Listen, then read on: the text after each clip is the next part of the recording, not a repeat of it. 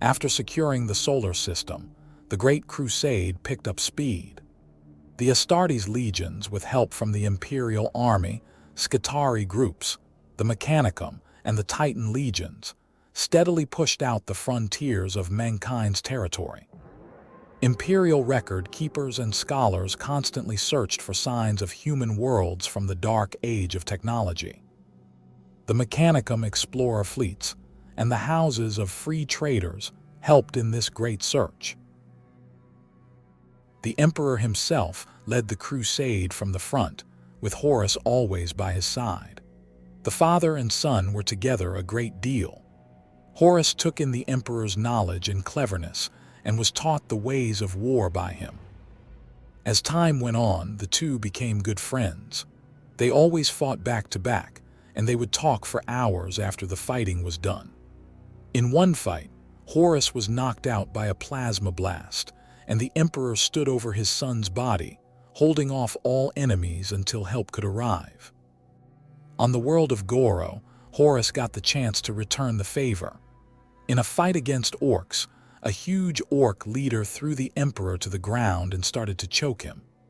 An angry Horus saw this, charged to help his father, and ripped the orc's arms from its body. The Emperor had complete faith in his son. So, when another Primarch was found and the Emperor had to leave the crusade for a time, Horus was given the honor of leading it until his father came back. In that period, the Luna Wolves Legion won many awards for their bravery. Their drive to be the first and the best stayed with the Legion even after the other Primarchs were found. The Legion's name was well known before their fleet ever arrived. Imperial Army units and other Space Marine legions would ask to fight alongside the Luna Wolves, just to see the famous Legion in battle. Regarding his connection to his brother Primarchs, Horus worked to be on good terms with all of them, and he became a good friend to most. He was overjoyed whenever one of his lost brothers was discovered, and made an effort to meet them right away. The other Primarchs looked to him because he had the most experience and was the nearest to the Emperor. Horus also had an amazing talent for using all of his assets in battle, and for understanding the entire field of war. This meant he knew just the right way to use not only his own legion, but every Astartes legion and Imperial Army regiment too. The Crusade had many great wins for the Imperium, but its greatest victory happened on the world of Ullanor Prime. The Ullanor system had a few planets, and all of them were taken by orcs led by the war boss Erlak Urg. This was one of the biggest orc empires the galaxy had ever seen, and it was a major danger to the Great Crusade's fleet. Almost all the Primarchs had been discovered by then, so for a fight this big, they needed as many of the famous demigods as they could get. Along with Horus, Rowboat Gilliman and Jaghatai Khan were there with their legions for that battle. So they came up with a plan. The other Primarchs would attack every planet in the system but Ullanor Prime. When the main orc forces moved to protect those planets, the Emperor and Horus would lead the Luna Wolves and Imperial Army in a fast attack on the capital world. This was the kind of move Horus liked best, hitting the enemy's leaders with the strongest part of his army. He knew that if the head was cut off, the body would collapse on its own. The Emperor and his main army, with help from the Titan legions, attacked Erlak Urg's palace from the outside. At the same time, Horus and his group of top soldiers in Terminator armor, called the Justarin, teleported right into the palace. Horus's team had to fight through crowds of orcs to get to the throne room. A group of big orc knobs, their best fighters, were waiting there, led by the orc warboss himself. The moment he saw him, Horus charged forward, trying to rip him apart with his lightning claws. The Justarin fired their bolters to help, but they were worried about hitting Horus, so they charged into the fight as well. It was a fierce battle, but in the end, Horus stabbed Erlak with his claws. The Primarch raised him high, took him to the palace balcony and threw him down at the orc defenders. When the orcs saw their leader's body, they lost heart. The knobs that were left started fighting each other for control, each one calling himself the new emperor. Horus watched the chaos that followed and knew that killing the boss had won them the battle. When he went back to the throne room, the Primarch found all the knobs were slain, but only one of his own men was left standing. This was the leader of the Justarin, the first company captain of the Luna Wolves, Ezekiel Abaddon, who was also Horus's best friend and top advisor. During this time, Khan and Gilliman had also won great victories on the other planets, so for the next few months, the Imperium's warriors were busy hunting down the last of the orcs. For the Imperium, this was the campaign's biggest win, a victory that would become a famous story. Horus had already done many great things before Ulanar, and after this, he was seen as the Imperium's greatest hero, second only to his father. The Emperor wanted to make sure this victory was never forgotten. A crew of Mechanicus Earth Movers was brought to Ulanar Prime. They used their machines to clear away all the orc bodies from a huge square that was larger than several cities. They built a road with only one building on it. A huge pavilion made of granite and dark marble brought all the way from Holy Terra. Along the road, they put up poles decorated with the skulls of orc leaders, and massive torches lit the road with the blue and white fire of Prometheum. Then the grandest parade began. Soldiers were brought in from all over the Imperium, and endless lines of Imperial regiments stretched out to the horizon. Behind them stood the Titan legions, and high above them, the Aeronautica Imperialis performed a formal flyover. The soldiers who fought in the battle were given a special black and gold stripe for their uniforms, a sign of great courage and loyalty. These stripes were made from the casings of bolter shells found on the battlefield. Next came the Astartes legions. 14 legions and 9 Primarchs took part in the parade. Each of the Emperor's sons had a personal guard of his closest warriors. Legions started creating these elite units after seeing the Justarin of the Luna Wolves. After the parade and the official speeches, the Emperor made an announcement. He again praised the bravery and strategic skill of Horus, but then he said something that no one was expecting. In front of everyone, the Emperor said he was leaving the Great Crusade and going back to Terra to work on a secret project that would help all of humanity. He named Horus to take his place, giving him a new title, War Master. From now on, Horus would command the Crusade's ships, and everyone else had to obey him as if he were the Emperor. The crowd cheered loudly, but Horus's brothers looked troubled. They were happy that Horus was recognized for his courage, but now he was not just another brother.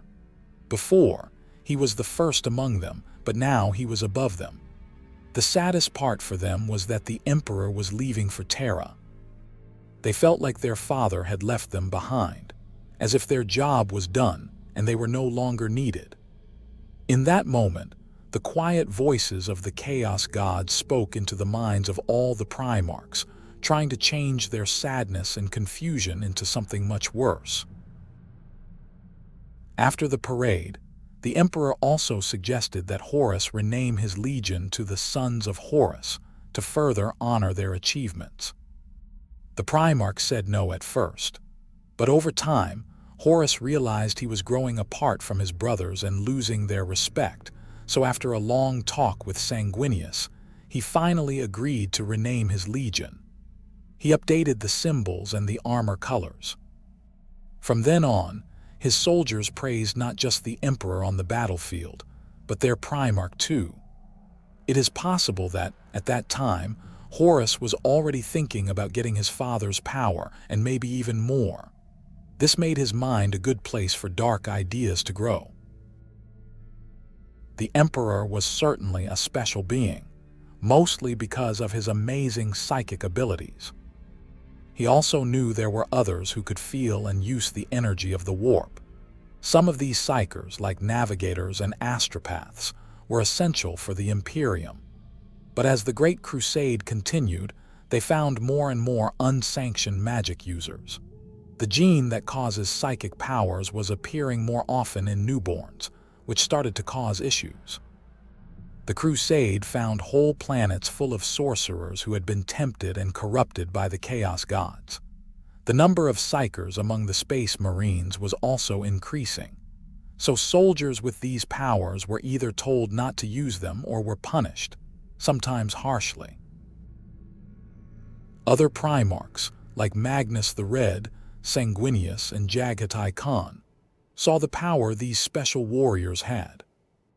They created the Librarius in their legions, with training programs to help psychers use their energy better in battle and protect themselves from dark forces. They got the Emperor's permission for this experiment, and with his approval, their legions became much stronger. Magnus and his 1,000 Sons Legion, where every soldier was a powerful psyker, got the most distrust from their brothers. The biggest critics of magic among the Emperor's forces would not even fight alongside the Crimson King's Legion. Magnus himself was often accused in public of using dark spells and forbidden ceremonies. His strongest opponents were Leman Russ, who believed magic was only dangerous and cowardly, and Mortarion, who remembered the giant sorcerers from his home world. Eventually, the bad feelings in the Imperium grew so strong that it almost caused a split. The Emperor was worried about the claims against Magnus, the fighting between his sons, and the possible danger from the Librarians. He knew he had to fix this problem for good before he could go back to Terra after the Ulanar victory. So, he called for the Council of Nicaea and invited all the Primarchs, some of their Librarians, the leaders of Mars, and his own top advisors. The group was divided between those who supported psychers and those who hated them. The Emperor sat on a high seat, acting as the judge for the whole event. The main group speaking against psychers was the Sisters of Silence, a special unit made of women who were psychic blanks. Being near these untouchables was unpleasant for normal people, but for psychers and especially for demons, it caused extreme pain. The Sisters of Silence spoke to the crowd about the terrible things done with sorcery, the high chance of being corrupted by chaos, the evil acts of dark sorcerers during the Age of Strife, and the mutants and warp creatures that psychers could accidentally summon. Primarch Magnus spoke for the defense. His main point was that knowledge can't be good or bad on its own. How it is used depends on the person who has it. He said it was important to control this knowledge, not be controlled by it. Magnus, speaking with great skill, insisted that his whole legion had their powers completely under control and that their study of sorcery was for the good of the Imperium. Magnus's strong speech won over many in the audience, and people were divided again. No one could say that sorcerers weren't dangerous or that they hadn't done bad things, but no one could argue against the Crimson King's words either. The mood in the room got tense again. Just then, 12 librarians from different legions walked up to the Emperor's throne. One of them, a librarian from the White Scars named Targutai Yesige, was the one who spoke. He said a psyker's mind was like an athlete's talent or body, and that it needed to be improved and trained. He argued that a psyker is not automatically evil or corrupt. So, with good control and training, the Imperium could get many powerful warriors, including more Astartes. After everyone had spoken, the two sides were starting to find common ground. But then, the Emperor declared that the Council of Nicaea was not just about making rules for psychers. It was also a trial for Magnus the Red. He had to answer for many accusations of using sorcery and sharing forbidden information in his legion and others through the Librarius program. Many people had seen Magnus and the 1,000 Sons use sorcery, so it was hard for him to say he was innocent. The Emperor was very upset with his son because Magnus was the only one he had told all the secrets and dangers of the warp to. When he found out that Magnus had still sought out forbidden knowledge after his warnings, the Emperor was furious. Their argument became famous and was written down in the Grimoire Hereticus. In the end, the Emperor made his final decision. His anger at Magnus probably made the punishment worse, but his word was final. The Edict of Nicaea said that Astartes' legions could no longer have librarians. The librarius had to be broken up, and gifted Astartes had to go back to regular squads and were forbidden from using sorcery. Also, a new role was added to the legions, the chaplain, who would make sure the legion's beliefs were pure and followed the imperial truth. The only psychers allowed in the legions were astropaths and navigators. Magnus was also told he could not use his powers. "If you touch the warp, Magnus, I will come and destroy you. Your legion's name will be wiped from imperial history forever," the Emperor said.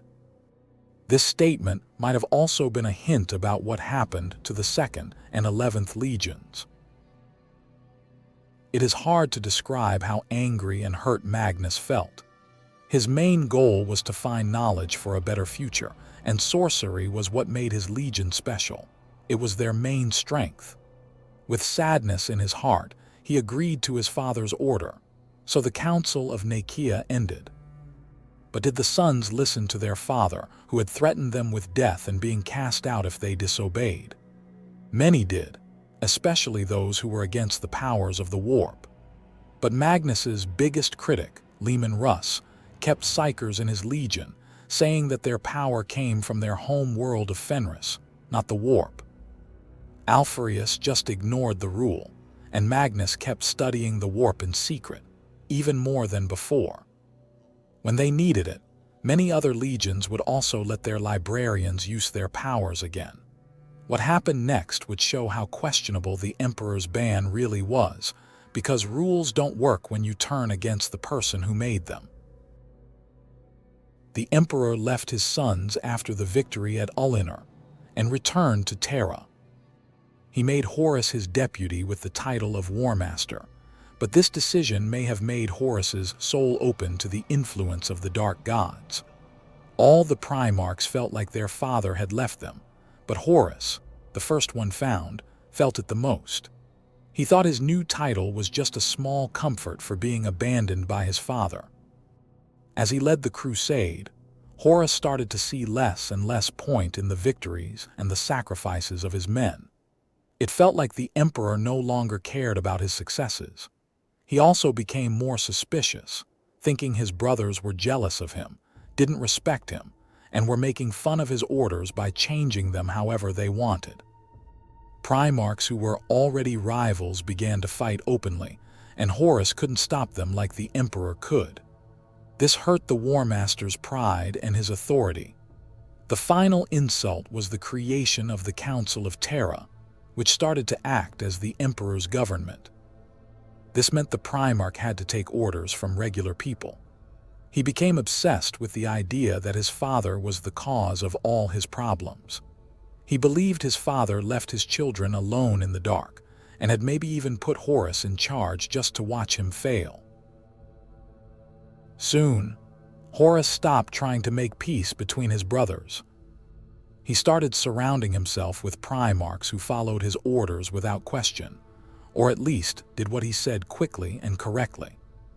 To deal with his frustration and suspicion, Horus tried to put all his energy into conquering the galaxy for humanity. But the ideas of betrayal were already planted. They just needed to grow, and soon the agents of the dark powers got a chance to help them do just that. Horus's fleet came across an alien race called the Interrex. They were human-like and had better technology than the Imperium. Unlike humans, the Interrex tried to make friends with other races they met. They even had another race, the Kenebrak, living as part of their society. This was an old and advanced race of ape-like people. The two races together lived in a few dozen star systems. The Interrex did not want to meet with the Imperium. They spent their lives fighting against chaos and thought that Horus's fleet might be controlled by the dark powers. So when Horus landed on their world of Zenobia to talk, they saw it as an attack. This was because Zenobia had a museum with many kinds of weapons, and after Horus landed, a very important artifact went missing. It was a Kenebrak sword called the Anatheme, which was connected to the chaos god Nurgle. No one knew that the sword was stolen by Erebus, a chaplain from the Word-Bearer's Legion. He was already a secret follower of the dark gods, and so was his Primarch Lorgar, who came up with the whole plan. A fight broke out between Horus's men and the aliens, which turned into a full war. This led to the complete destruction of the Interrex people. A while later, on the wild planet of Davin, during a fight with local human rebels, Horus was badly wounded by the Anatheme. The person who struck him was Yugen Temba, the old governor of the Davin colony. He had been tricked by chaos and was given the sword by Erebus. Following Erebus's advice, the dying Primarch was brought to the local priests of the Serpent Lodge. The Chaos God's plan was going just right. They did a ceremony over Horus, and during it, Erebus went into the Primarch's mind. He told him about the warp, the real plans of the dark gods, and the pride of the Emperor. He made Horus see images of the future, where the Emperor was treated like a god and the Primarchs were forgotten. But the thing that scared Horus the most was learning that the Emperor had used the warp's power to make the Primarchs. All of these images made his anger toward his father stronger. The Chaos Gods made Horus a deal. If he gave them the Emperor, he could take the Emperor's place. Just then, breaking the Edict of Nakia, Magnus appeared in Horus's mind. He tried to tell his brother not to listen to the lies of the traitor Erebus and to keep believing in their father's plans. But it was too late. "Horus, please," Magnus cried out, but his voice was already getting weaker and his image was shaking and fading. "You can't do this, or everything we've worked for will be destroyed. Don't take this terrible step." "Is it so terrible?" Erebus said with a laugh. "It is just a small thing. Give the Emperor to the gods of the warp and you will get unlimited power. As I said, they don't care about the real world at all and their deal is still on the table. The galaxy will belong to you and you will be the new leader of mankind." "Silence!" Horus shouted, and everything went quiet. "I have decided." Soon, Horus woke up and his soldiers were surprised. The Primarch was completely different. Filled with rage at his father, who he now saw as a dictator who only wanted to become a god, Horus started to look for allies. He went to his closest brothers first. The first to join him were Angron, who was angry with their father, Mortarion, who thought their father was just like the monsters on his home world of Barbaris, and then Fulgrim, who had already been touched by chaos after he found the Lair blade. That blade came from a race of snake-like aliens the Emperor's sons had fought, and it had a strong demon of Slaanesh inside it. Horus just fueled the fire of rebellion in his brother's heart.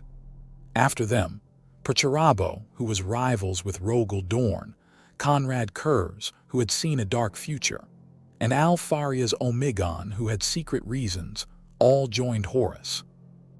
And of course, Lorgar, the first Primarch to betray the Emperor, followed the War Master. The Fabricator General of Mars also sided with Horus, bringing with him a big part of the Mechanicus, which now became the Dark Mechanicus, along with a large portion of the fleet and the Imperial army. For now, the traitors kept their plans secret. They were building up their power, making plans and getting more followers. Only Magnus knew about the disaster that was coming.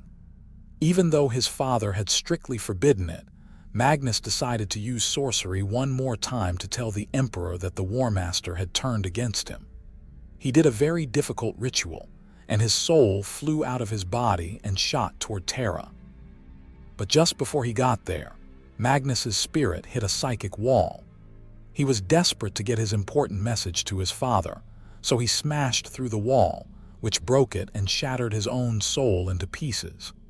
When he finally got to the Emperor's rooms, a huge red figure covered in fire appeared in the doorway. It stormed into the room, spreading flames everywhere. The creature was made of streams of light and star stuff, and was so bright it blinded everyone. Seeing its many eyes made everyone feel how small and mortal they were. No one had ever seen such a frightening thing before, and its real heart was so strong it could only exist in a specially made body. Only the Emperor knew it was the great angel and was very sad to see it. "Magnus," he said. "Father," Magnus answered. Their minds connected, and in that brief moment the galaxy was changed forever. Only then did the Crimson King see what he had done with his careless act. He had broken the shield the Emperor had been building for many years, a shield for his secret project. The Emperor wanted to use the Eldar webway to let humans travel across the galaxy without being hurt by warp creatures. But now, demons were getting into the webway, and one of its exits was in the throne room on Terra.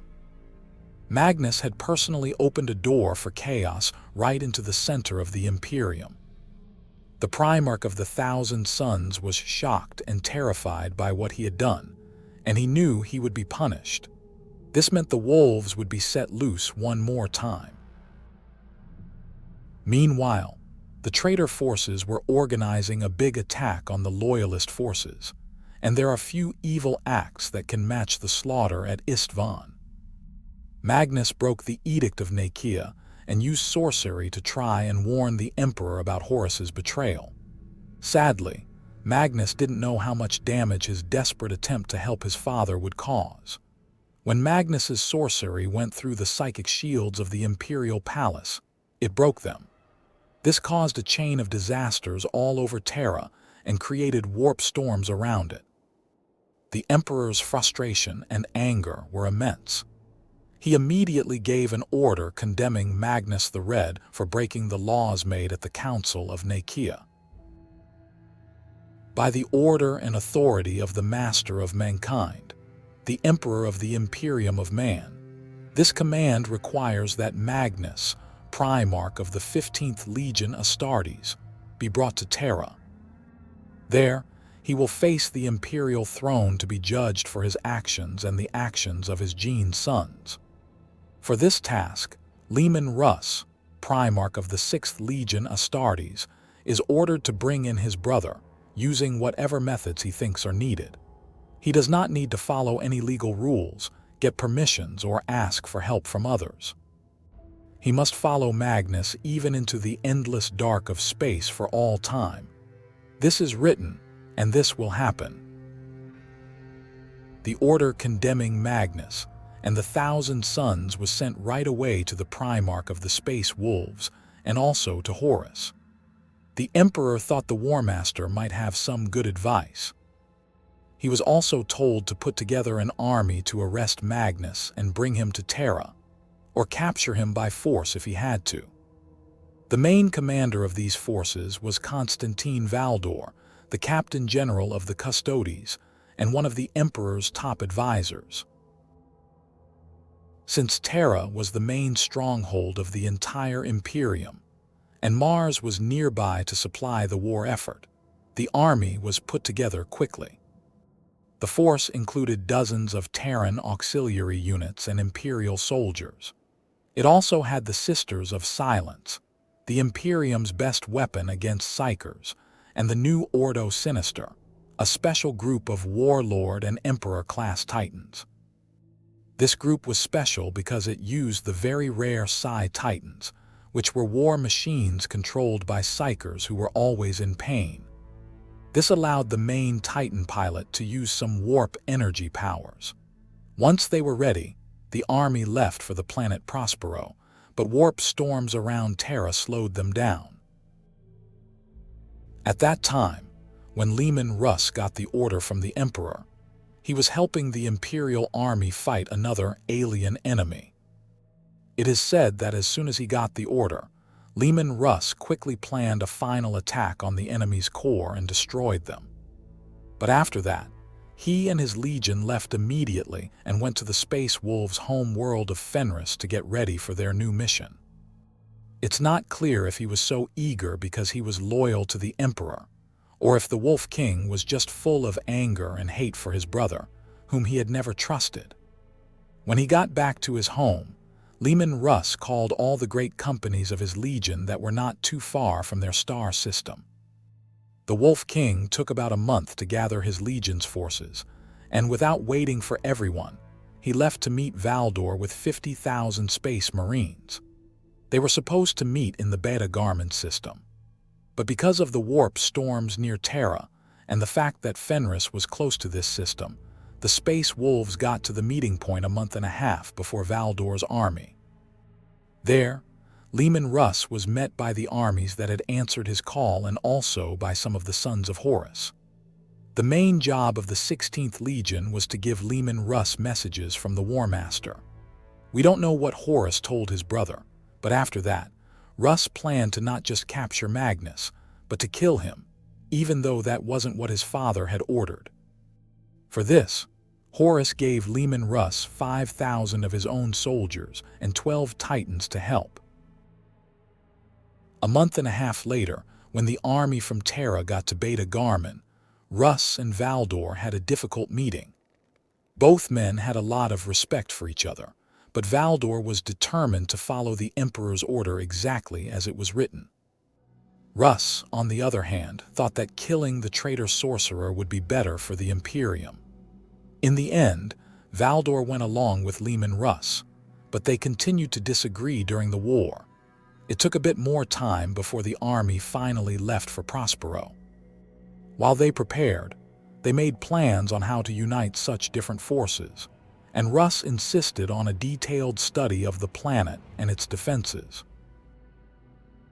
As they moved toward Magnus's planet, the army took over space stations that belonged to the Thousand Suns, but they were all empty. They also didn't see any of the Sorcerer Legion's ships on their way. It turned out that Magnus had known for a long time that the army was coming.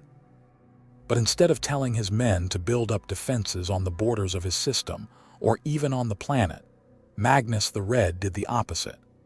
He sent his fleet's ships as far away from each other as he could.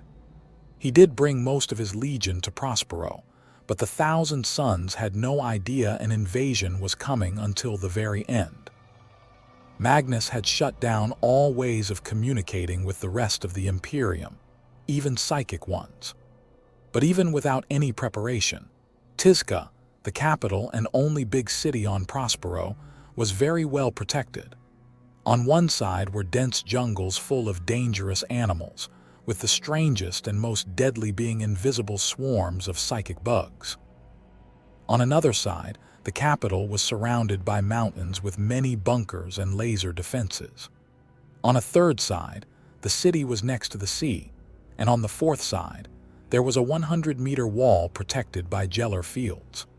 The city itself was covered by a psychic shield that was as strong as the Void shields on a space cruiser.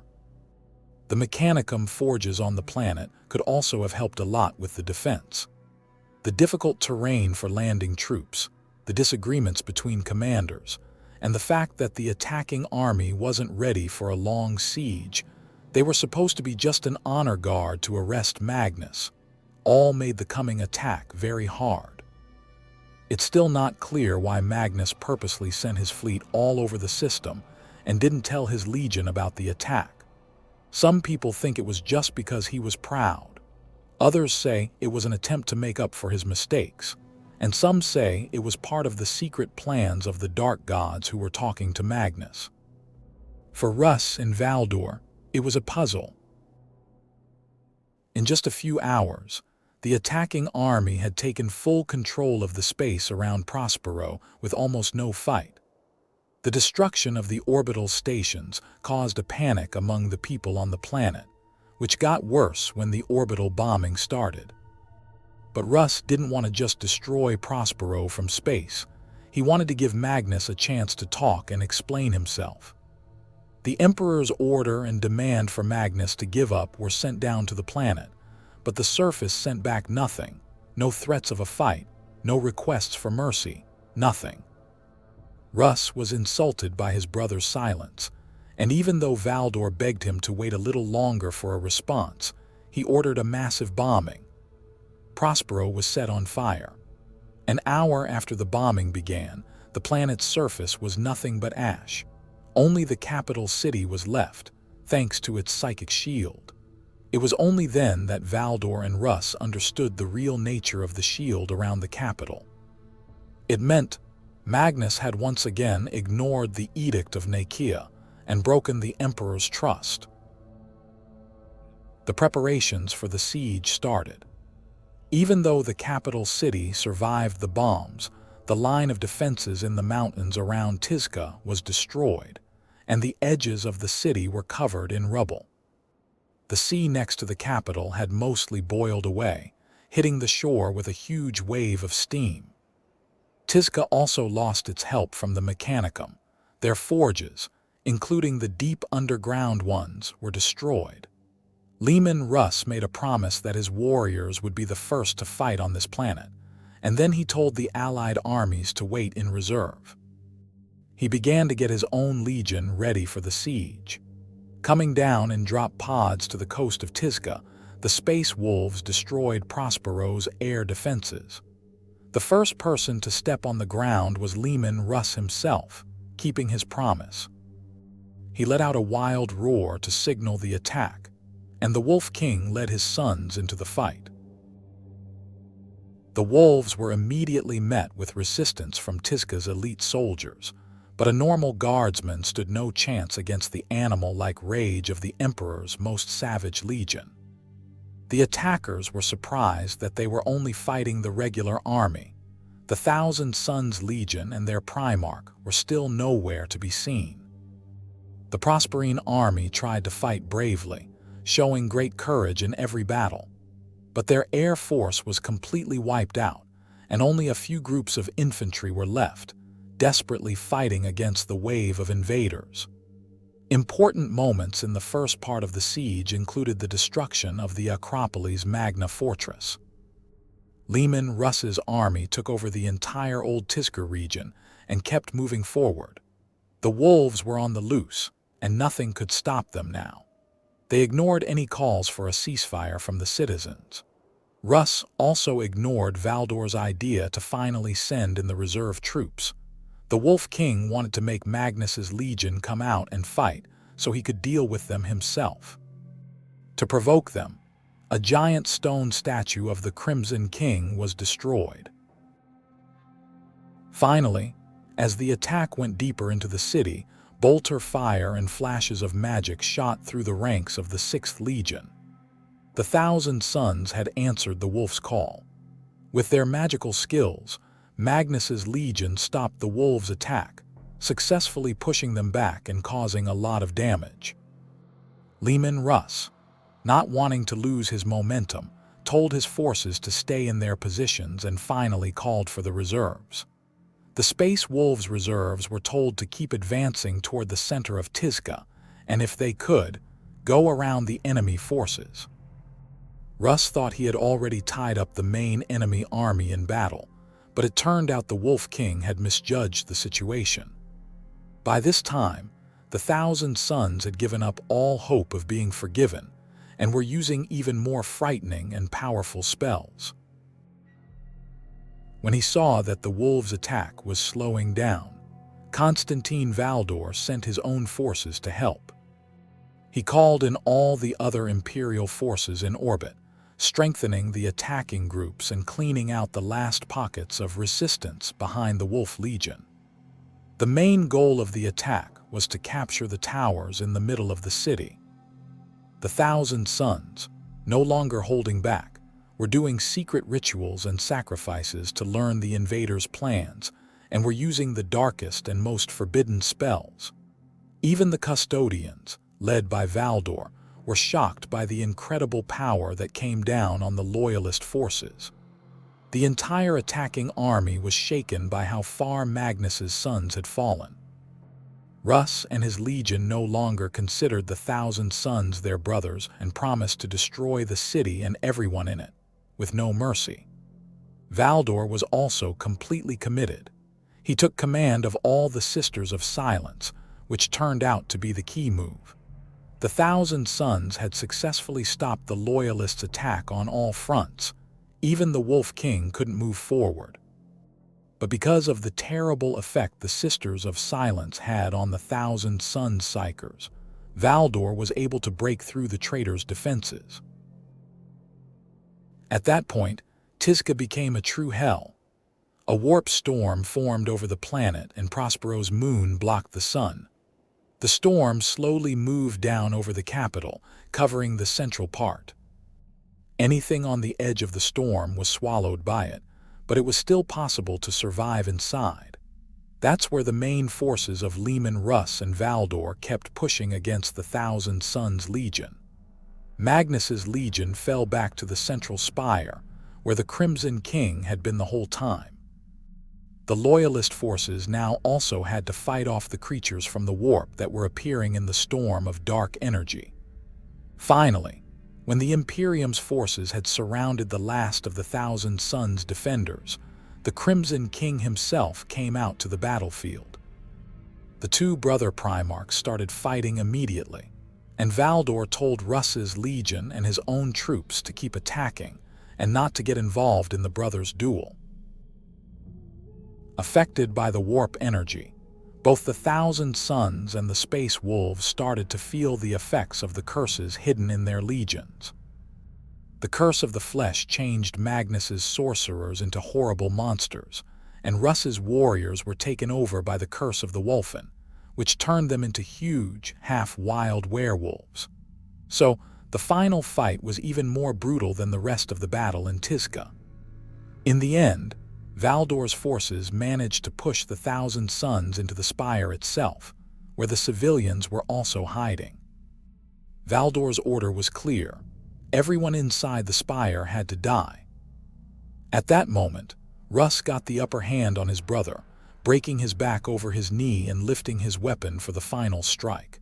But before he could strike, and as Valdor's warriors got close to the spire, a blindingly bright light covered the central building, and a magical tornado spun around it.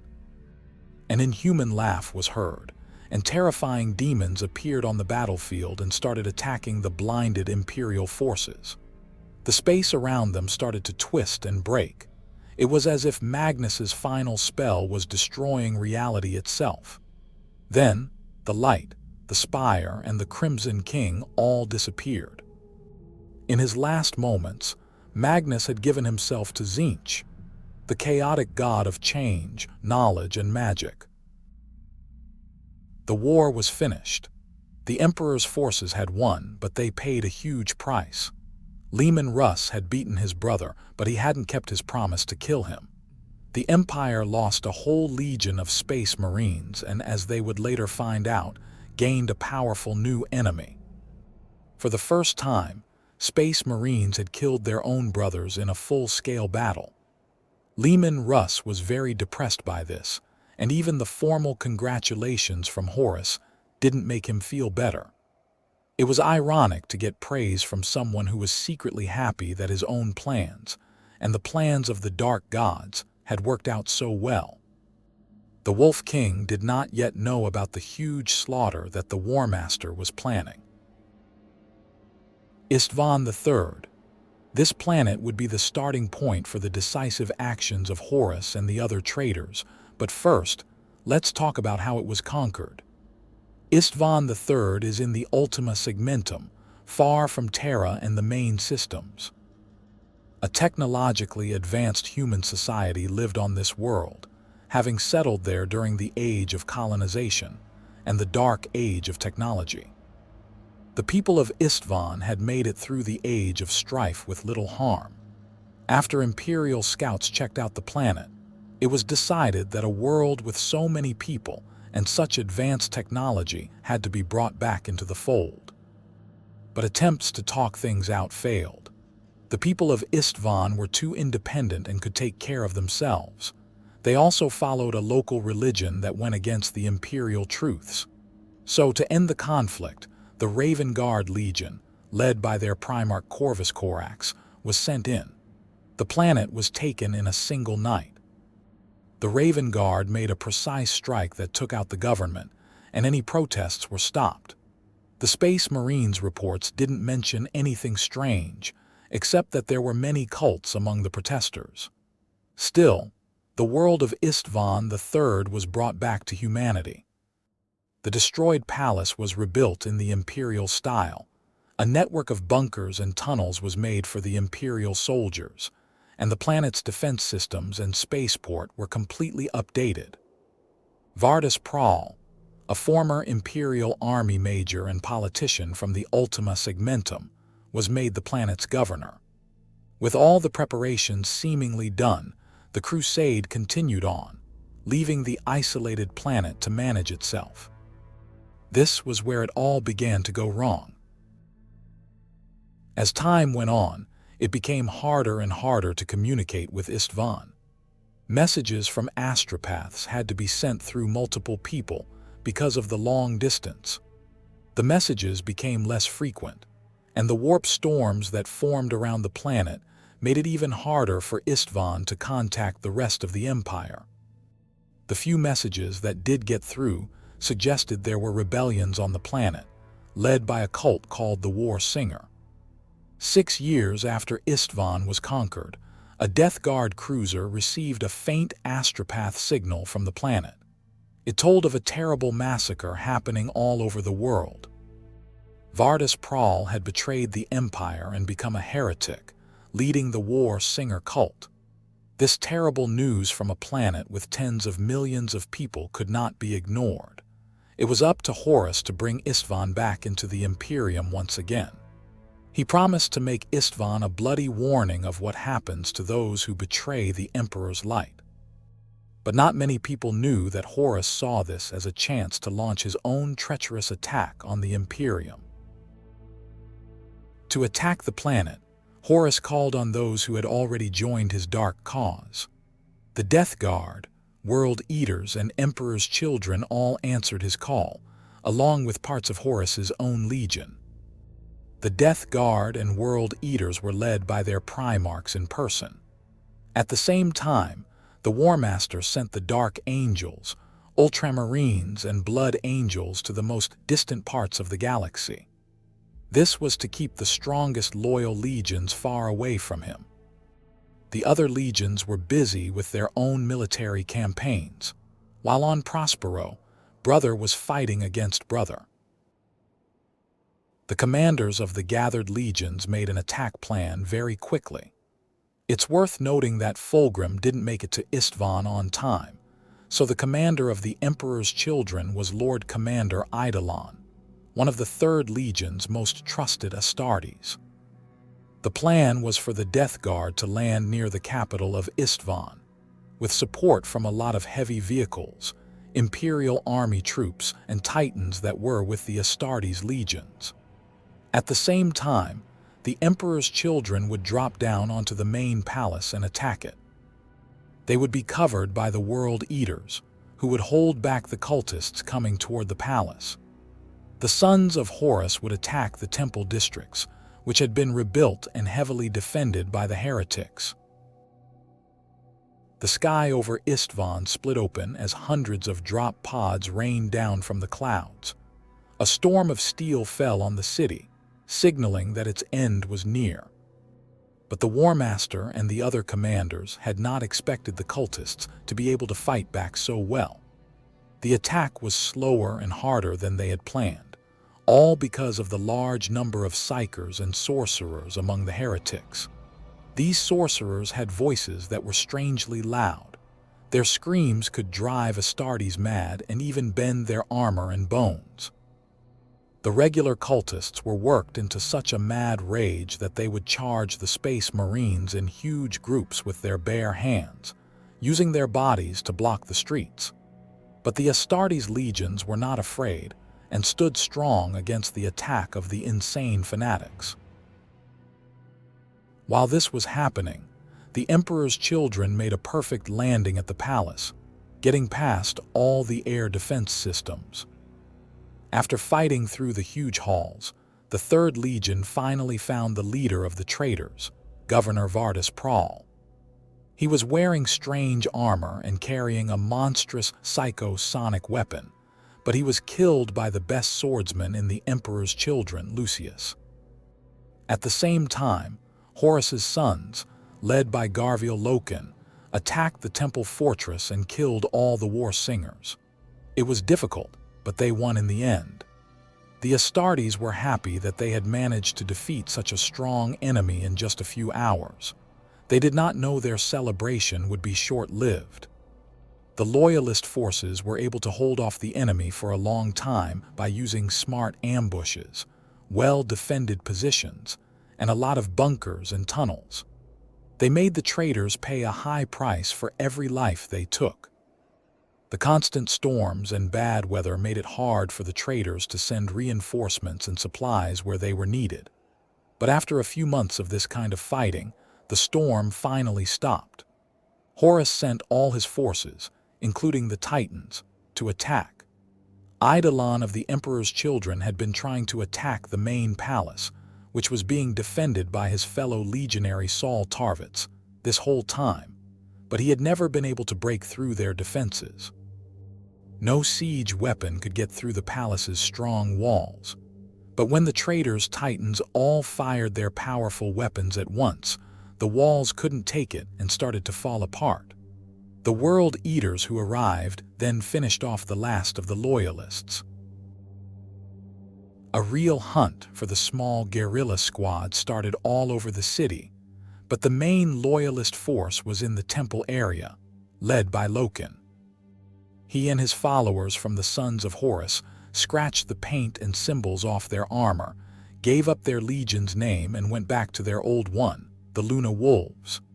They fought off the enemies as best they could, but the traitor forces started to surround them. Ezekiel Abaddon, the top soldier of the Sons of Horus, took charge of the attack on the Siren Hold, the main temple. He was both angry and sad as he looked for his brothers and killed them. But even with heavy fire from all sides and Abaddon chasing them, about 100 Space Marines managed to break through and get out of the city. The fight was over.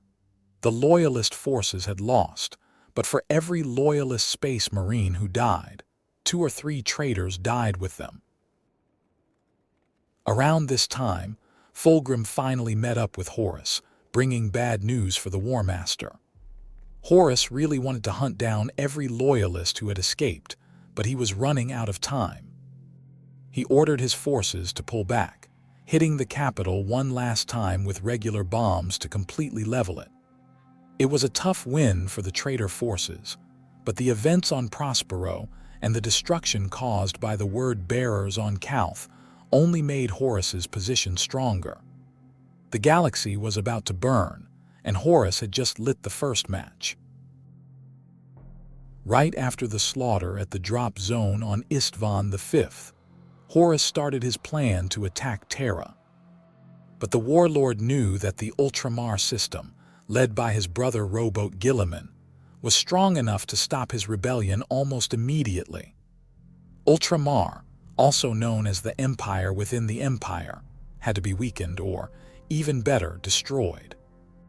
That's why, even before what happened in the Istvan system, Horus had given rowboat Gilliman a mission to gather his troops for a campaign in a part of space far from Ultramar. The job of destroying the 13th Legion's home was given to Lorgar and Angron.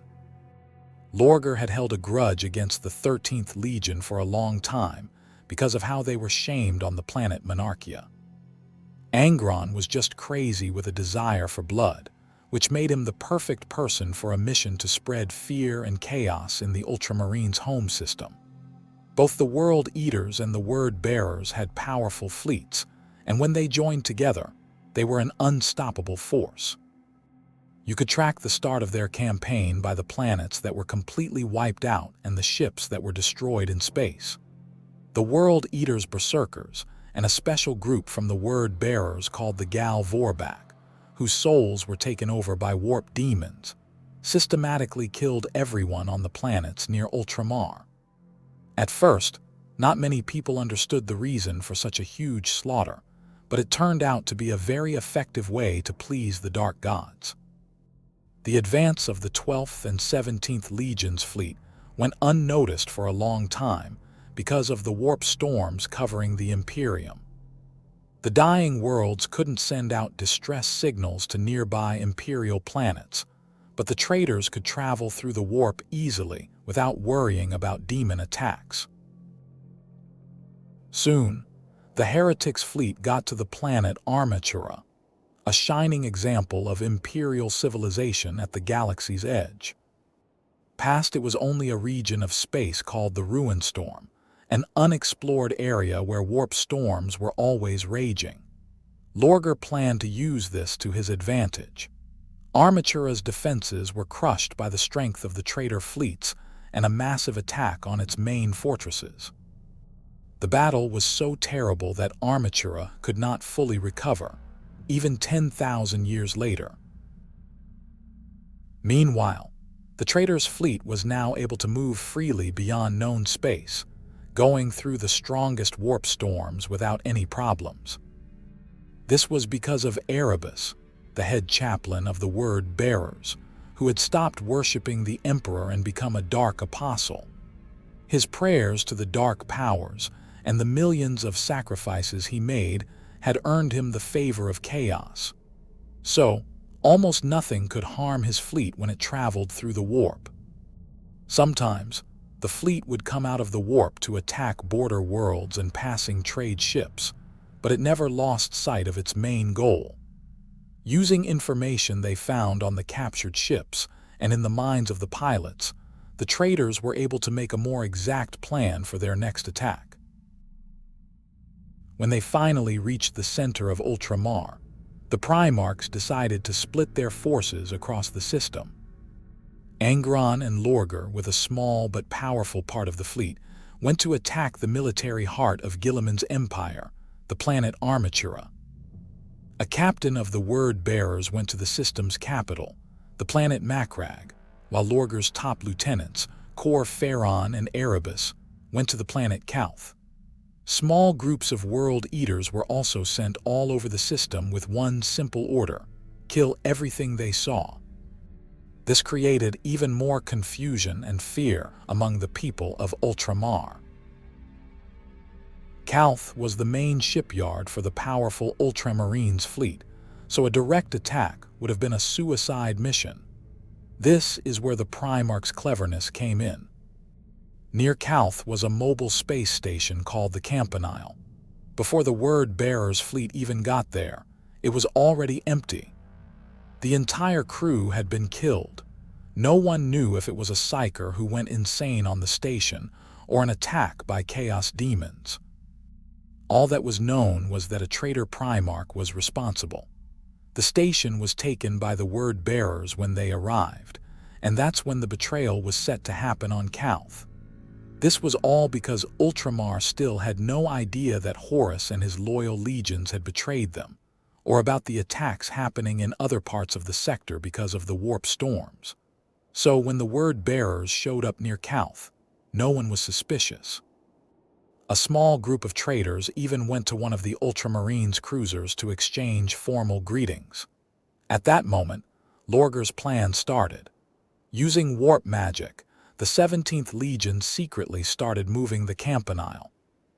The station sped up to almost the speed of light and was aimed right at the space dock orbiting the planet.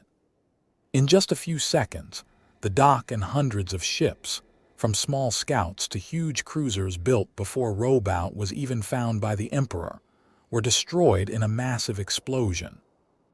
The Campanile went through the ships like a hot knife through butter and exploded in the planet's orbit.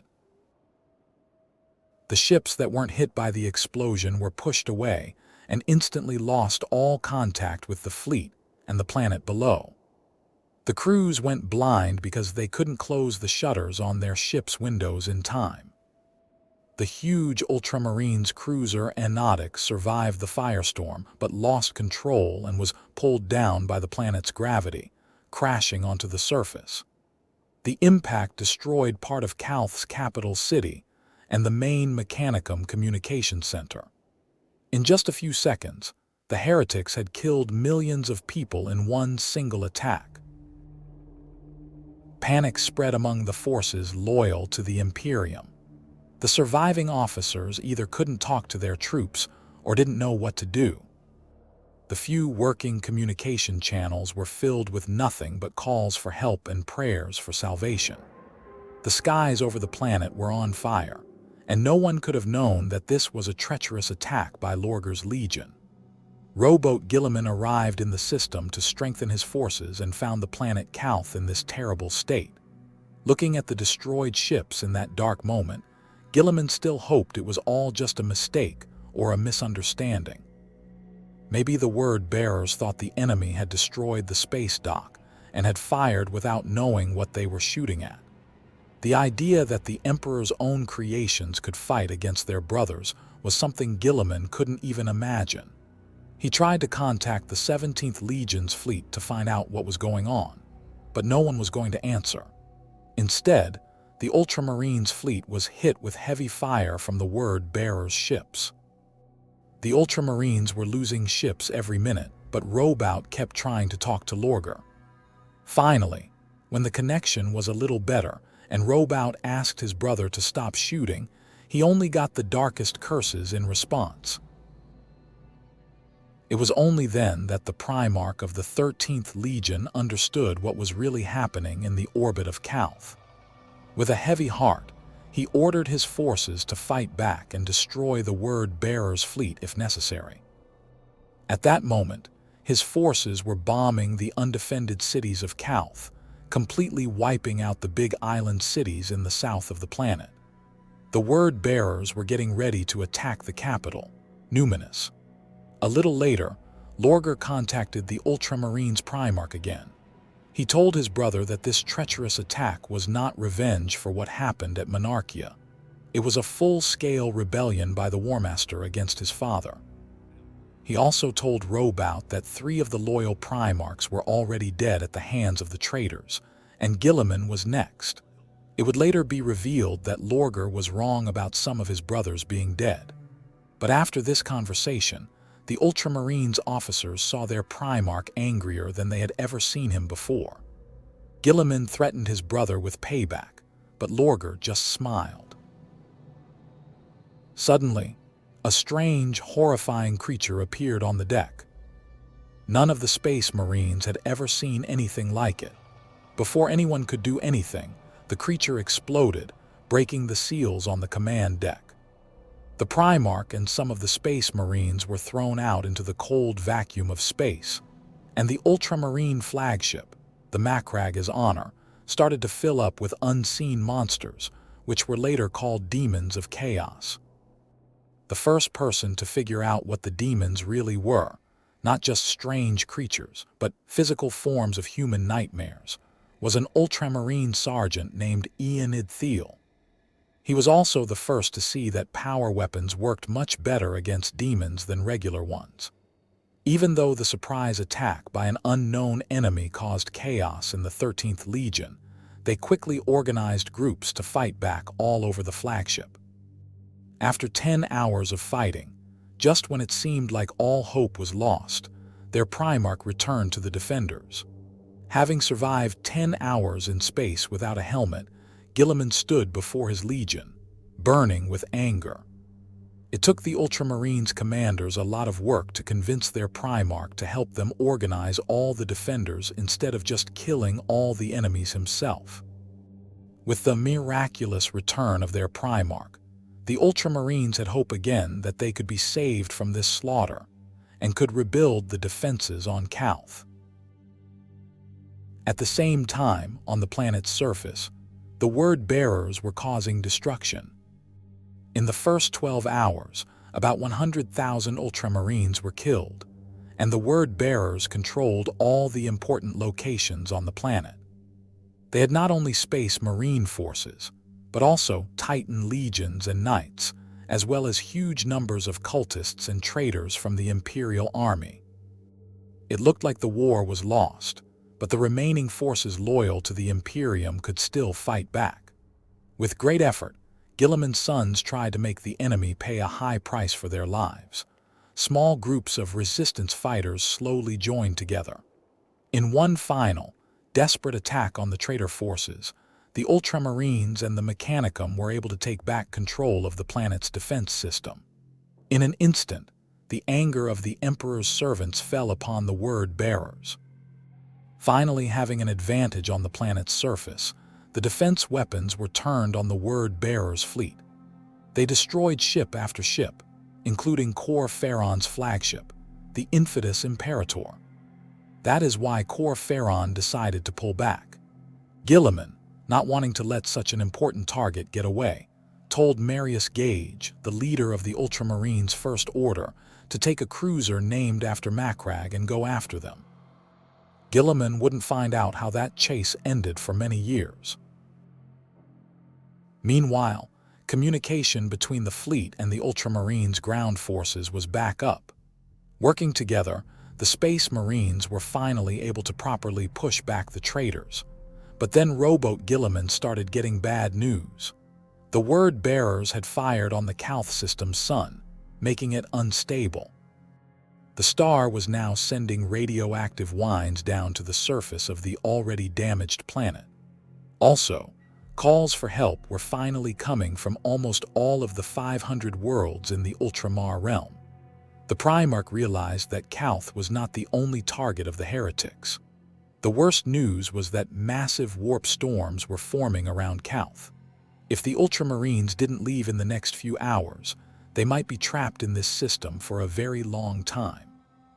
The Primarch decided to put the remaining Titan forces, the Mechanicum, and a large part of his legion on the fleet.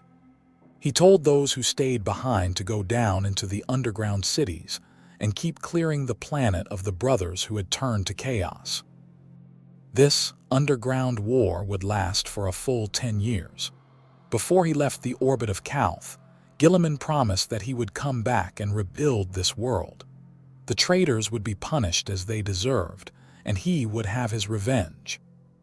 But it would be many years before the Primarch would get that chance again. The news that Horus and 4 Space Marine legions had betrayed the Emperor was met with great anger and disbelief on Terra. But even though this news was very important, the Emperor ignored it. He had given an order that nothing and no one was to bother him while he worked on the most important experiment for humanity deep inside the Imperial Palace. So, the responsibility for what to do next fell to Primarch Rogel Dorn of the Imperial Fists and Malcador the Sigillite, the regent of Terra. Dorn was determined to get full revenge on Horus and the other brothers who had turned to heresy, and he took complete command of the loyal forces near Terra. It was impossible to send a message to gather the rest of the forces because warp storms were raging around Terra. They made travel and communication between astropaths impossible. Malcador guessed that this was the evil work of the great powers of the warp, which meant that Horus had not only betrayed his father, but had also made a deal with the terrible gods of the ruinous powers. They needed the Emperor's power to break through the blockade, but they didn't dare disturb him, even for such an important reason. So they made a desperate choice to power up the Astronomicon, the Imperial warp beacon. Several thousand Psykers were sacrificed. This was the only way to break through the storms, and messages from hundreds of worlds immediately poured into Terra. Rebellions, uprisings, attacks by traitors. The Imperium had never faced a threat like this, one that could undo everything the Great Crusade had achieved. Rogel Dorn was able to contact 6 Primarchs he believed were still loyal.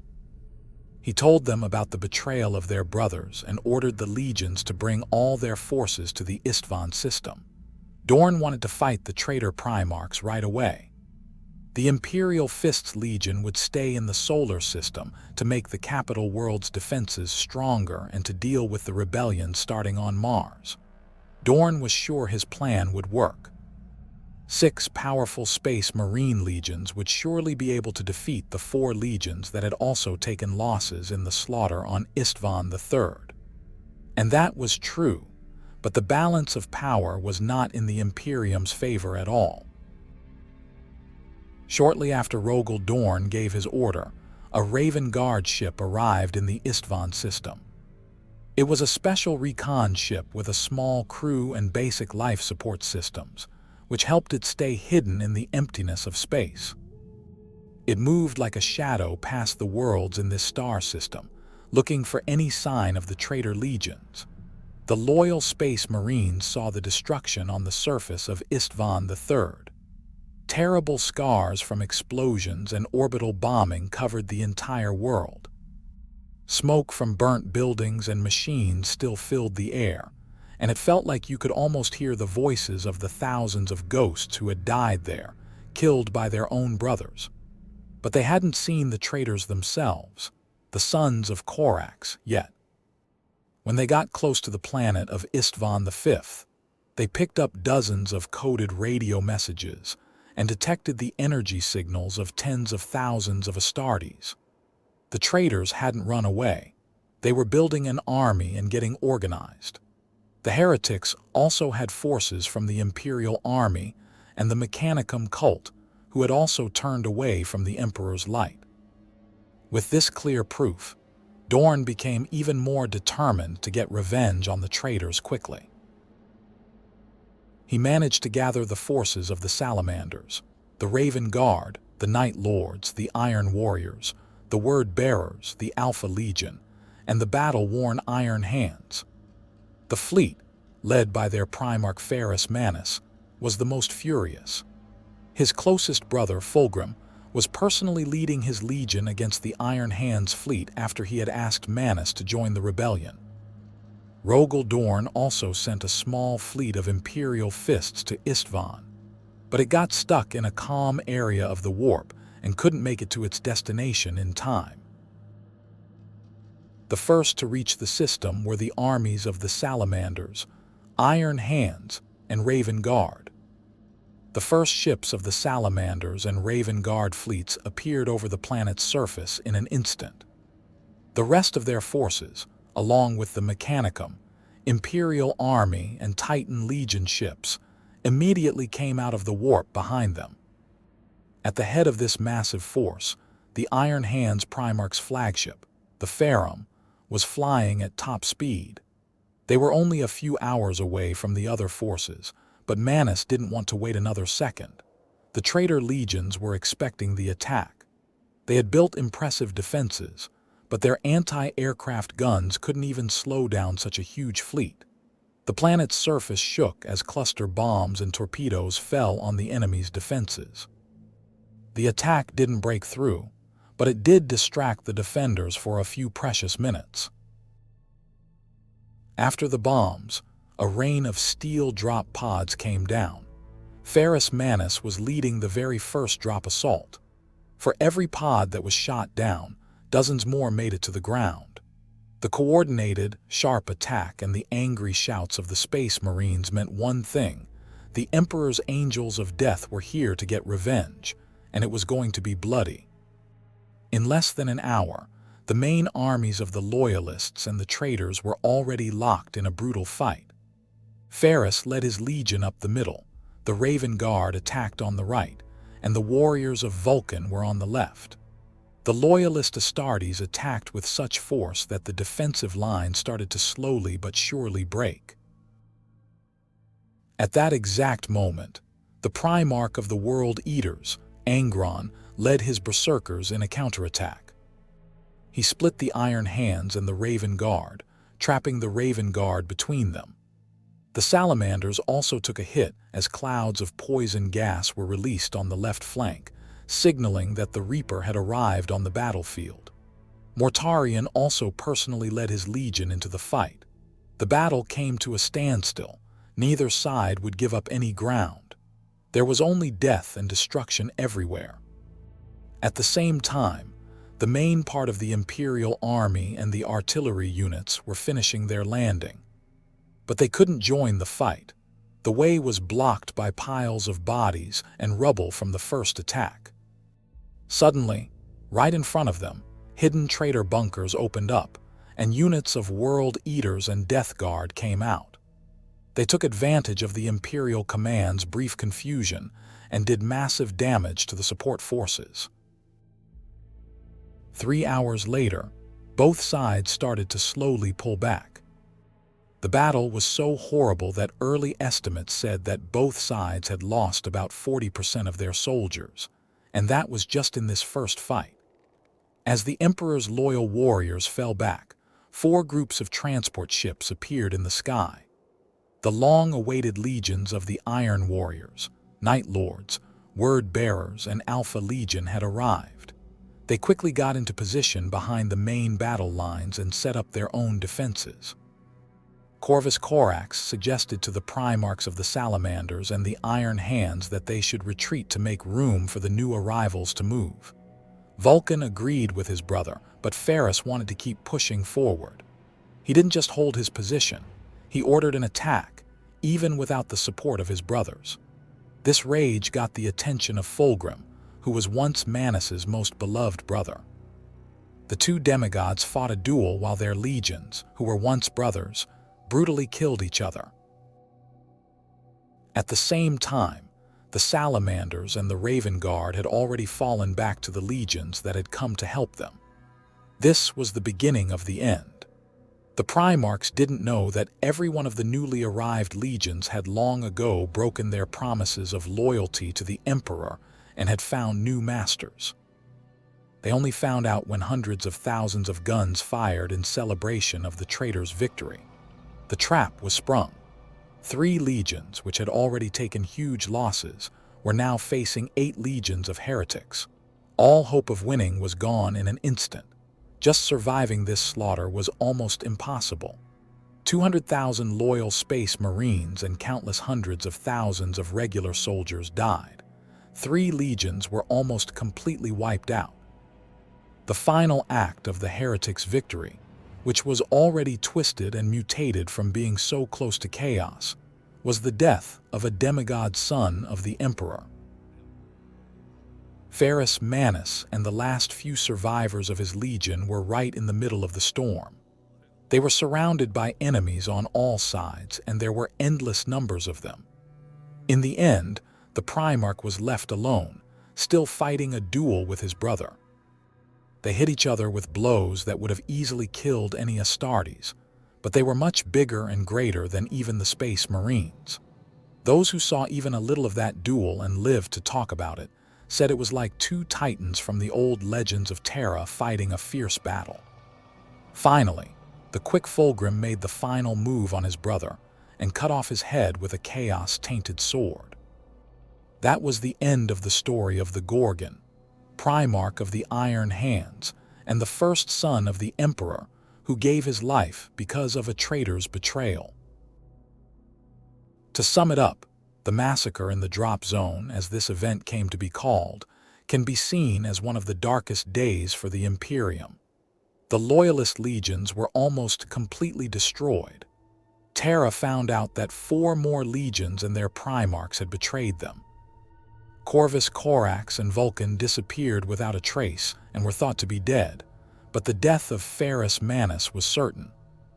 On that day, the Emperor's hope that humanity would rule the cold and empty cosmos was completely lost.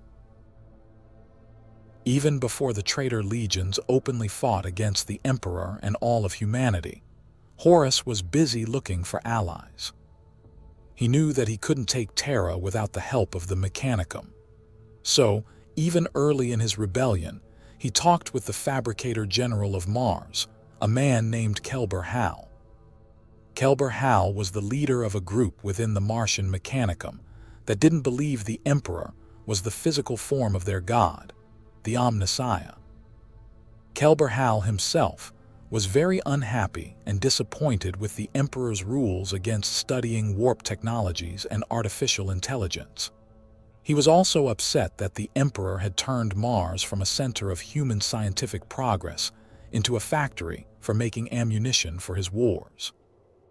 Even before the Horus Heresy, there had been small protests and uprisings on Mars for these same reasons, but the deal between Kelber Hal and the War Master made the situation much worse.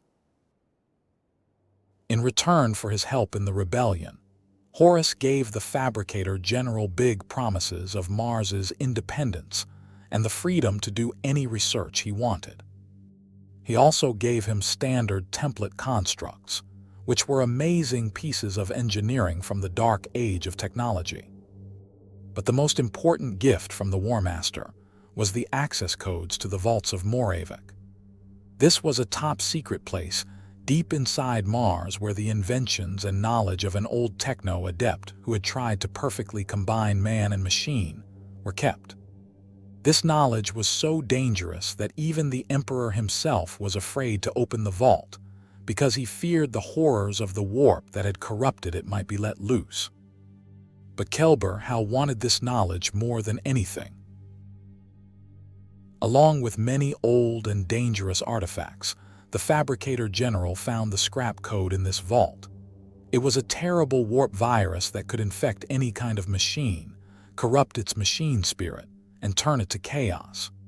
The discovery of the scrap code was a major event in the civil war on Mars. In just a few hours, the virus had eaten through almost everything it could reach. On a planet that was completely covered in machines and electronics, this was easy to do.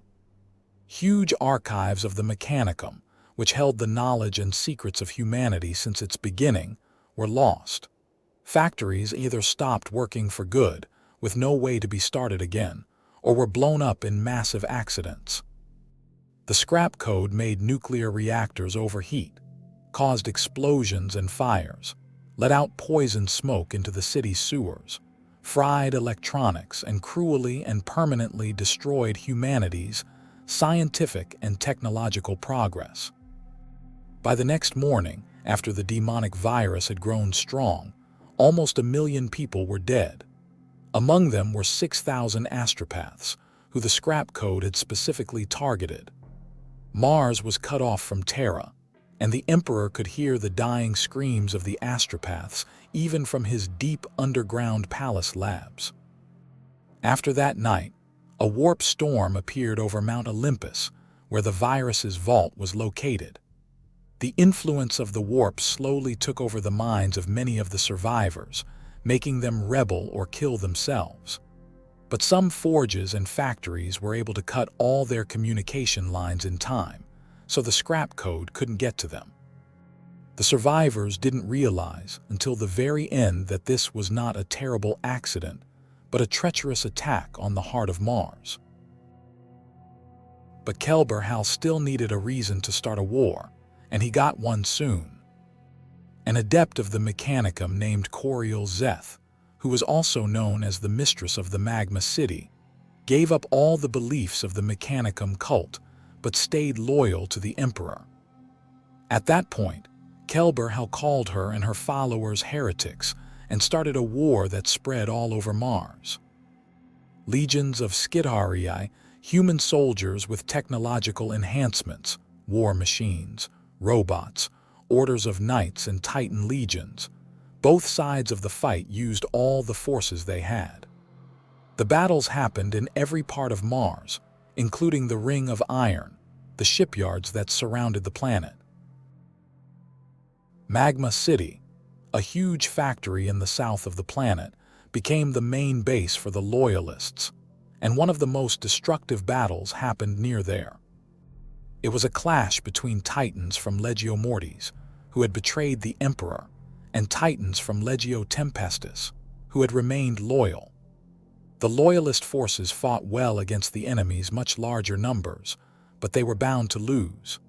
The enemy could just overwhelm them with sheer numbers. But when the rebellion on Mars became known on Terra, Malkador, the Sigillite asked Primarch Rogel Dorn of the Imperial Fists to send help to the Red Planet. He also told him to either take back and protect the forges of Mars or, if that wasn't possible, to save anything valuable from there. Dorn chose Captain Sigismund of the First Company to lead this mission. The plan was for Sigismund's forces to break through to the military factories of Mondus Oculum and Mondus Gamma, capture them, set up defensive positions, and if they could, start a counterattack. These factories were vital because they made weapons and armor for the Astartes legions. But the Loyalists were not ready for the Dark Mechanicus, who were already corrupted by the Dark Forces, to start building demonic machines. Horrible creations with demons inside them tore through the Imperial forces. Every second they held their ground cost dozens of lives. In the end, Sigismund ordered a retreat. They had already saved a large part of the supplies, but they had to leave an even bigger amount behind for the traitors. Coriol Zeth couldn't believe that even the Astartes were no match for Kelberhal's heretics. Mondus Oculum and Mondus Gamma were destroyed. The priceless technologies and machines in these factories were lost in the fire. The northern part of Mars was now controlled by the traitors. The Imperial Fist's ships saved as much of the supplies, knowledge, and technology as they could, but they didn't stay to fight. They went back to Terra to save what was left of Mars's greatness. Meanwhile, near Magma City, the last stronghold in the southern part of the planet, fierce battles between knights and titans continued. But then the Dies Irae, the most powerful titan of Legio Tempestus, was defeated. A whole order of the Knights of Tyrannes was also killed. The traitors could not be stopped, and the fate of Magma City was decided. But Coriol Zeth was not going to give up the city, its secrets, and its people to the traitors. There was a reason it was called Magma City. It was built in and around a volcano, and streams of lava flowed through the city's aqueducts to the forges and factories. At the moment of the traitors' victory, Coriol Zeth removed all the safety protocols that controlled the flow of magma. The streets filled with rivers of lava, fires started everywhere, and aqueducts spewing fountains of lava melted and fell onto the city streets. An hour later, no one was left alive in Magma City. 3 hours later, the city was covered in lava, and many of the most valuable technologies, knowledge, and hopes were buried with it. This was how Coriol Zeth carried out her last order from Terra to save as much technology as possible. The rest had to be destroyed. For the Imperium, Mars was lost, half destroyed and half corrupted by traitors. Only after the main battle of the Horus Heresy would the red planet start to be cleaned of the chaos infection. But that's a different story. After what happened at Istvan III and Istvan V, Horus decided to gather his forces as fast as he could and launch a devastating attack on the birthplace of humanity, Terra. As a brilliant planner, the War Master came up with a strategy that would draw as many legions loyal to the Emperor away from Terra as possible. This was because Malcador the Sigillite had learned from the survivors of Istvan V that the massive traitor forces were slowly making their way to the capital world. Only the Blood Angels were able to answer the call to all loyal forces on Terra in time. The Space Wolves had just finished their slaughter on Prospero, and the Ultramarines were being held back by the bold attacks of the Word-Bearers on their home worlds. The Salamanders, Raven Guard, and Iron Hands had taken such huge losses on Istvan that they simply couldn't help defend Terra. The Dark Angels were dealing with a rebellion within their own legion and couldn't get there in time. The White Scars were stuck in space battles with the Alpha Legion. On top of that, a civil war had started on Mars within the Mechanicum. Terra was left with almost no help against the arch-enemy. Even though the Blood Angels made it to Terra before the siege started, the Legion had just fought against the warp creatures known as demons for the first time on the planet Cygnus Prime. In that battle, Sanguinius fought a terrible duel with Khorne's greatest demon, Ka-Banda, and almost lost. At the same time, Sanguinius's mind was being attacked by dark forces. They tried to get the Primarch to join the side of chaos, but the Emperor's angel was too strong-willed. The angels won in the end, but the powerful demon cursed the Legion, awakening a flaw in their genes, the red thirst. This huge secret of the Legion would remain a heavy burden for them even 10,000 years later. The red thirst turned the Emperor's angels into mad berserkers who only wanted to kill and drink the blood of their victims. From that day on, every blood angel has had to fight every day against the growing hunger inside them, and sometimes even these superhumans don't have the strength to resist it. But Sanguinius's Legion, even with their losses and the curse, made it to the Imperial Palace and helped their brothers, the Imperial Fists, get ready for the coming battle. When the enemy was at the gates, Terra's army was made up of only 2 under-strength Astartes legions with their Primarchs, a few Titan legions, about 2 billion Imperial Army guardsmen, and the Mechanicum forces that had managed to get to Terra. But the traitor forces had new allies.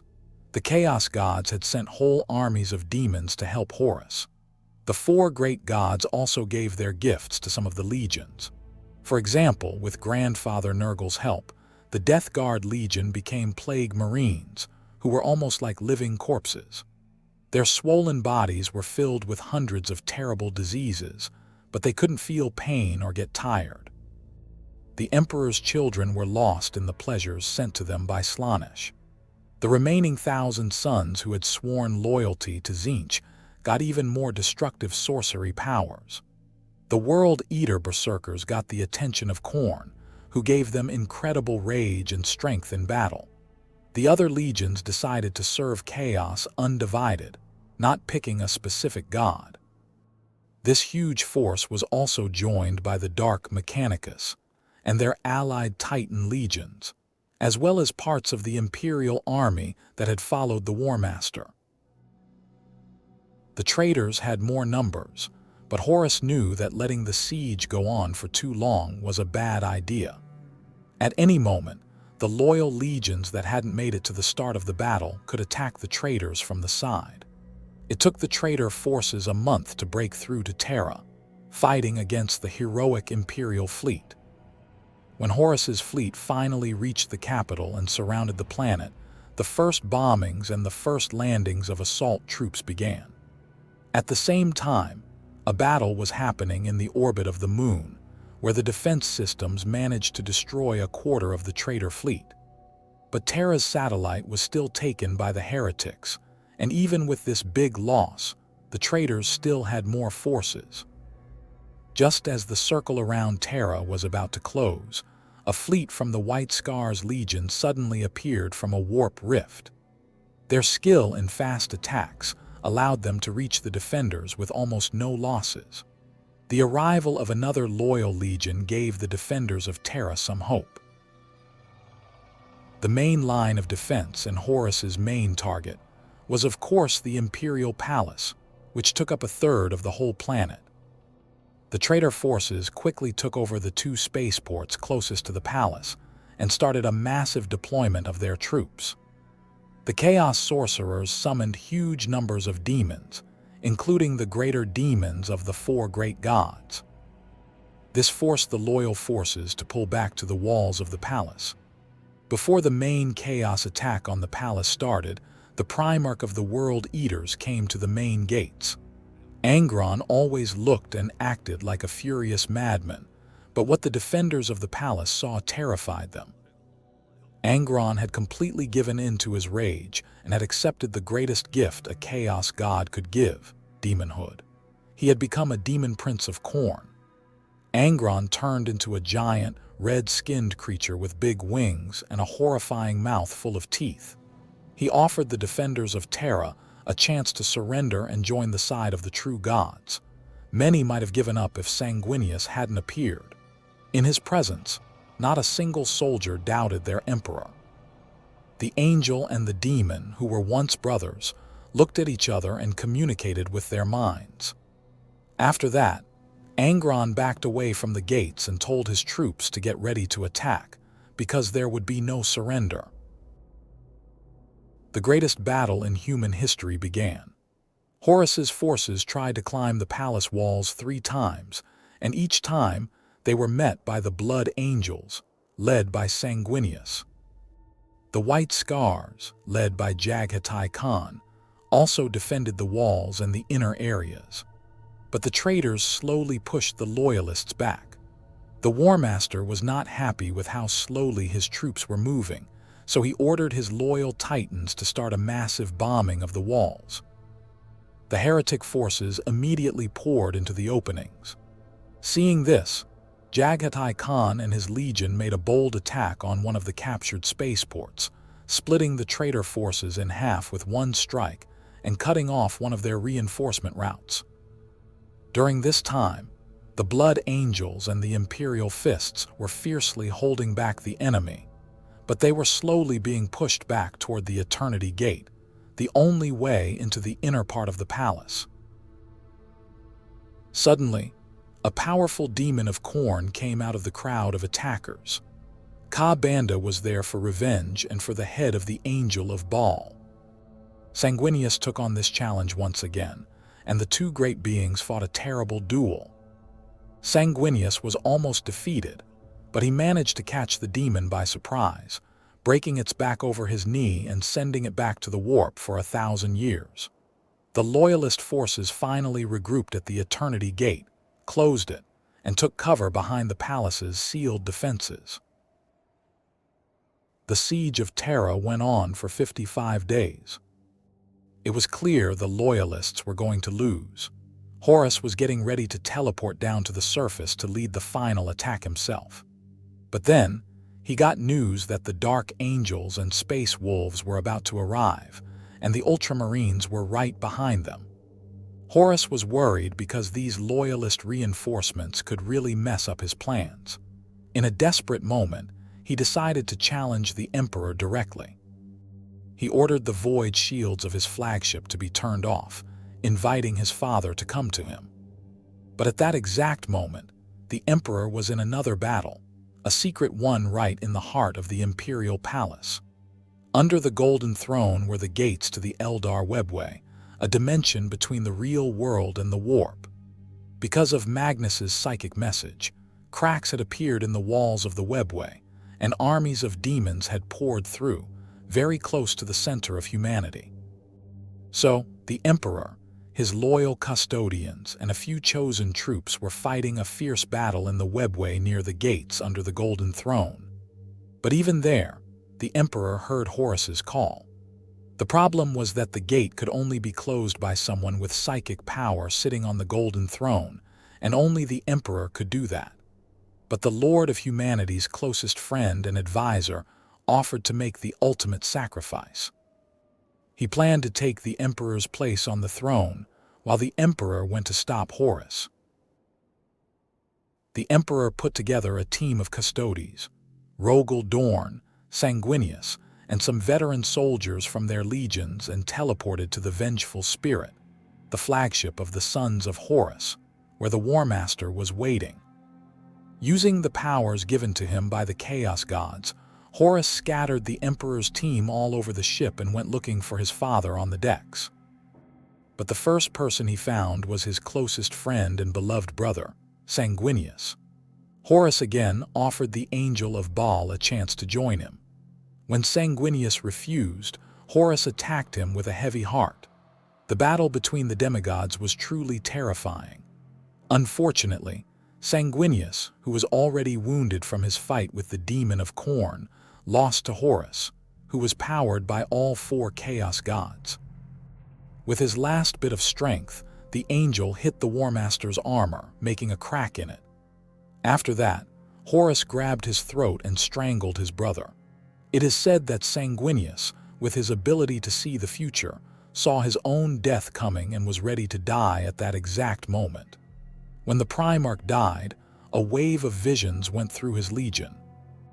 Every Astartes of the Blood Angels felt their genetic father's pain, and a bloodthirsty rage boiled up in all of them. At that moment, The entire legion left the palace walls and charged into a suicidal attack on the traitors. They literally covered themselves in their enemies' blood. This was a complete surprise to both the heretics and the loyalists. This attack gave the loyal forces time to regroup and take cover, buying more time for the emperor. The final battle for the fate of all humanity was about to happen, and every second counted. Held tightly in Horus's grasp, the body of the great angel went limp. Just moments before, the War Master had personally killed his most loved brother, and even through the corrupting talk of the Chaos Gods, he felt sad about what he had done. It was at this moment that the Emperor found Horus. The Lord of Humanity was shocked. One of his sons was dead, lying at the feet of the second son, who was once the Emperor's right-hand man but was now just a puppet. The Emperor tried to speak but could only ask a quiet question. Why? Horus started laughing like a madman. He said he knew the truth about how the Primarchs were made and where the Emperor got his power. He called him a coward because, after making that deal with the Chaos Gods, the Emperor didn't try to get more power. But he, Horus, was taking power directly from the gods and was already becoming as strong as the Emperor. The Lord of Humanity shook his head, disappointed. No mortal could control the powers of chaos.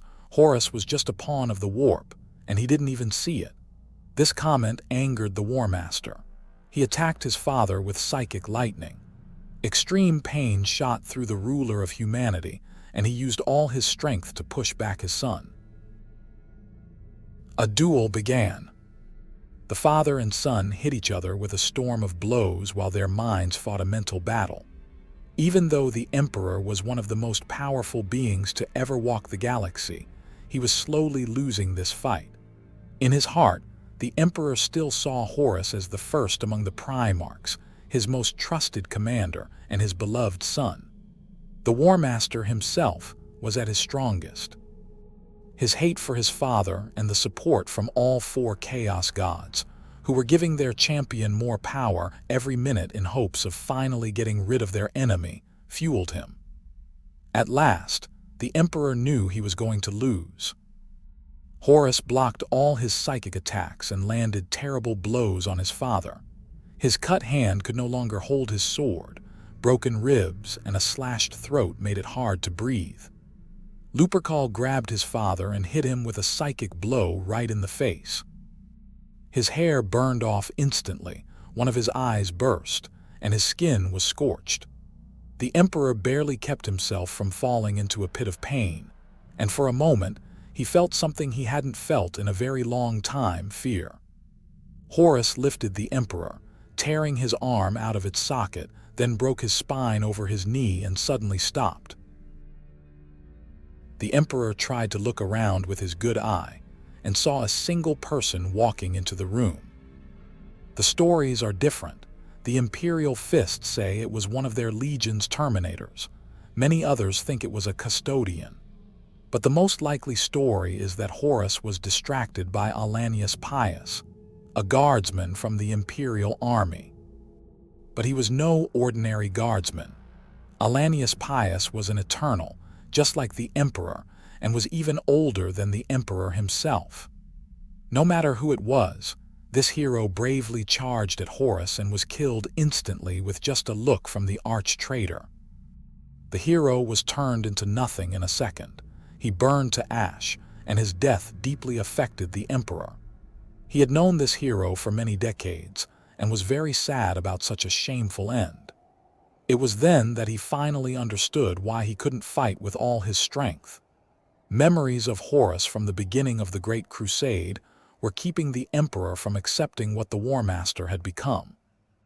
In that moment, he gave up all hope of getting his son back. Taking advantage of the short moment when Horus was distracted, the Emperor gathered his last bit of strength, made a spear of powerful warp energy in his hand, and threw it at Horus. It hit the crack in the armor that Sanguinius had made. The surprise of the sudden attack was quickly replaced by terror.